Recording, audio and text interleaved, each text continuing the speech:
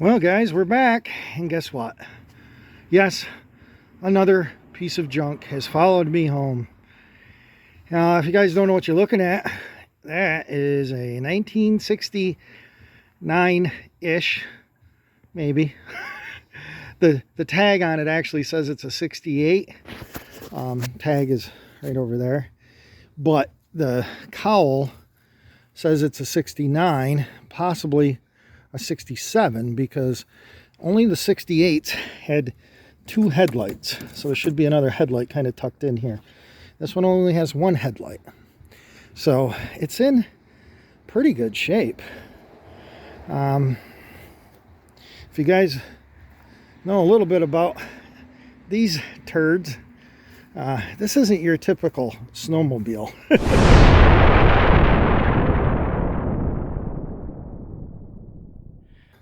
So anyway, here's the story on this one. About a year and a half ago, I drove by a Alpine that looked very similar to this on my way to work. And I've been looking for one, so I thought, you know, what the heck? I'm going to stop and talk to this guy and see how much he wants for it. Didn't look too bad from 60 miles an hour. So I stopped and talked to him, and the motor seized up, and it's got an extra motor, and he was like, yeah, I need $800 for it. He says they're pretty rare, and this one's in pretty good shape. And I'm like, yeah, they are rare, and that one is in pretty good shape. But $800 is a lot of money for something with a seized up motor. So anyway, I let it go, and it sat there for quite a while. I say probably a month. And eventually one day I drove by and it was gone. I said, well, somebody bought her. Good for them. So flash forward about a year and a half, and I was driving down the back road here in Forsport, and sure enough, I saw an Elan on the side of the road at a guy's trailer, and said, well, like that looks a lot like that one that was on Elmer Hill. So I'm like, well, looks like he's going to do something with it. Dragged it home, so maybe he's going to fix her up. So I ended up just driving by it and thinking about it and whatever. And then night before last, what would that have been, November 9th, something like that, Facebook Marketplace, guess what? Elan pops, or not Elan, but an Alpine pops up, and it's in Forsport. And it's the one that I've been driving by. So I said, got to text him. So I messaged him, and I asked him how much he was looking for out of it. And he says, well, I got $480 into it. And then he says, I paid $80 to get it trucked twice. So he says, I'll eat the $80, but he said, I really like to get the $480 out of it. And I'm like, poof, $500 for something with a setup motor and marginal tracks, and you know. So anyway, I told him, I said, look, I live just up the road. I said, and sort of, and I didn't really know the guy, young guy. And, but anyway, I said, I'm going to insult you, but I said, I'm going to throw you a number because I know what it's going to take to try to fix it. And I'll be generous as possible. But I said, $300. And I think that was being quite generous. And, it's got Bondo back here. I'm just looking at it. I bet it's rusted in here. It needs a piece probably welded in. So anyway, he's like, well, I just put it up on, only been up on there for like 4 or 5 hours. He says, I'm going to let it soak for a little bit, see if I can get some better offers. But he said, definitely I'll keep your offer in mind and let you know what happens. So I'm like, fine, whatever. About 10 minutes later, I get a text message back from him. He says, you know what? He says, give me $350 and come get it.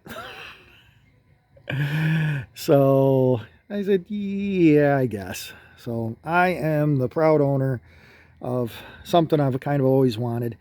The world's slowest snowmobile. So anyway, we're going to get this thing off the trailer, and I think we're going to use that yellow piece of crap to lift up this yellow piece of crap and put said piece of crap over here, because I'm trying to clean up because we got snow coming this weekend. And I'm thinking if I set it right in here, then I'll be able to get to it for a little while until the snow, because I blow the snow over here, but it'll be on the side of the where I snow blow. It wouldn't be too far in if I really had the inkling that I needed to come out here and work on it, or I found an engine for it. So I think that's my plan, because that one there is super seized, and like I said, they're not the best engine. That's a 370 opposed, and they're kind of a wonky thing that Skidoo came out with. But I think a 335 single banger, one of my favorite Skidoo motors. I'm not a big Skidoo guy, but if you got to give me a Skidoo motor, 335 single banger is a pretty darn good motor. So, and that would pull that thing around. That only had 18 horsepower, and I think a 335 will pull pretty darn close to 18 horse. So, I think a 399 was 18 horse, so probably like 15, 16 horse. Plenty. Do what I want to, play around with it. And it, like I said, she's not fast, but it'd be fun to take it down to the bar and put in there with that, and with all those guys with their $100,000 sleds. And yeah, I think they are $100,000. By the time you pay for the trailer and, you know, the $4,000 worth of garb you got on. But anyway, I digress. I got to get to work. I'll bring you back. Maybe it'll be hanging. Okay, it's a little janky where I got you set on the hood of the van, but we'll see how this works.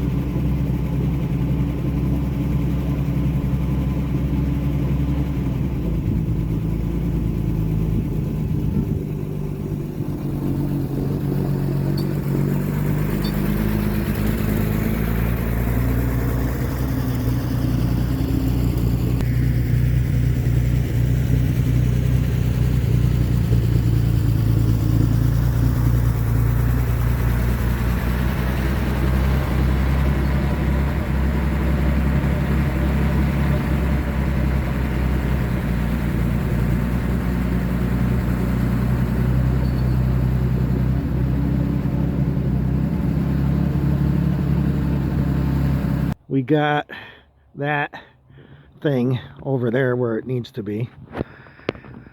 But I mentioned the van, and I haven't showed you guys the van. So here it is. No, it doesn't say free candy on the side. Maybe it should. My old green truck I sold. My F-250. Sold it to the neighbor across the road. Drove it to work yesterday and today, I guess. So it must be going okay for him. Story with this thing is it was a prison van from Ohio, and the guy that owns the campground up the road was from Ohio, or is from Ohio, and he bought it at an auction, and he's been using it and doesn't use it anymore, so now I can use it. It's in pretty good shape for, you know, up here, and you look at the rockers, that's usually a dead indication here. She's got some cancer down there, but this, you know, was banged up, so I bought a can of touch-up paint and touched it up a little bit here and there, but it's it's already getting junk loaded in it. I had these set of seats out of another old bus that my neighbor took apart, so they've been out in the shed. They look kind of raunchy, but I built them so they'll maybe kind of bolt down if I decide to use them. I'm keeping my eye open. It still has the you know, the hold down here. As you can see, the bars, I took out the ones on the back. I left those just in case I had something back here rolling around.